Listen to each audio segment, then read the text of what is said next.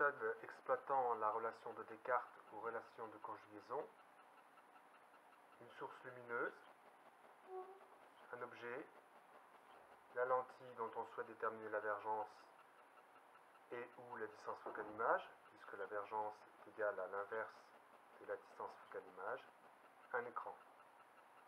On forme, en bougeant l'objet par rapport à la lentille, une image nette de cet objet sur l'écran. On relève la position sur le banc du cavalier de l'objet, il s'agit de XA. La position de la lentille, il s'agit de XO. La position de l'écran sur le banc, il s'agit de XA'. On applique ensuite la relation de Descartes.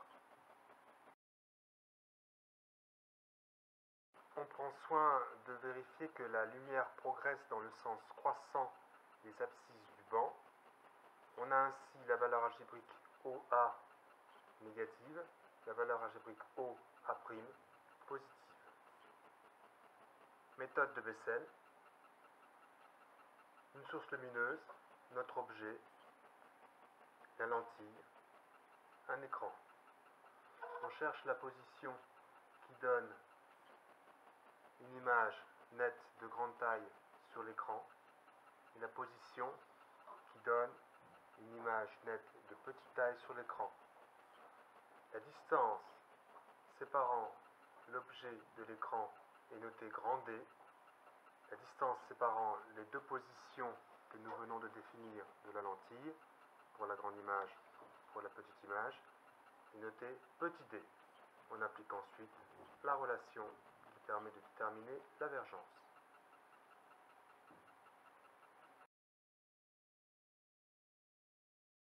Méthode que l'on peut appeler méthode de l'objet à l'infini. Un collimateur, la lentille dont on souhaite trouver la vergence, un viseur. Sur cette lentille, nous avons tracé un signe distinctif coloré pour une meilleure visibilité. Une tache, une croix, peu importe. En s'éloignant de la lentille, lorsqu'on voit le signe en question, on pointe le centre optique O. Bien sûr, il s'agit ici d'une approximation, car la tâche n'est pas rigoureusement confondue avec O. On continue de reculer. Lorsqu'on observe la cible, on observe l'image qu'en donne la lentille, c'est-à-dire l'image que donne la lentille du collimateur. Or, le collimateur est à l'infini, donc l'image donnée par la lentille est sur le foyer image principale, grand F'. On relève la position du viseur. La translation entre ces deux positions donne OF'.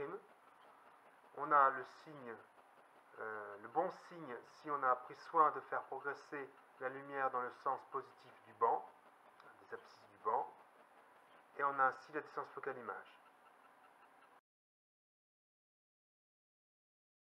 Méthode par autocollimation. La source lumineuse, un objet, par exemple une diapositive avec une flèche, la lentille à étudier, un miroir. En déplaçant la lentille et le miroir conjointement, on cherche à former l'image nette de la flèche sur cette même flèche. Lorsque on a obtenu une image nette de même taille et renversée sur le support de l'objet, la distance qui sépare l'objet de la lentille et la distance focale-image. On peut constater que si l'on bouge plus ou moins le miroir sans bouger la lentille, cela ne change en rien à la netteté de l'image. Voici une lentille divergente dont on souhaite connaître la vergence. Comment procéder puisque les techniques précédentes vues avec une lentille convergente ne peuvent convenir? En fait, nous allons accoler la lentille divergente inconnue avec une lentille convergente connue. Voilà. La scotch. Il faut que l'ensemble de ces deux lentilles forme une association convergente.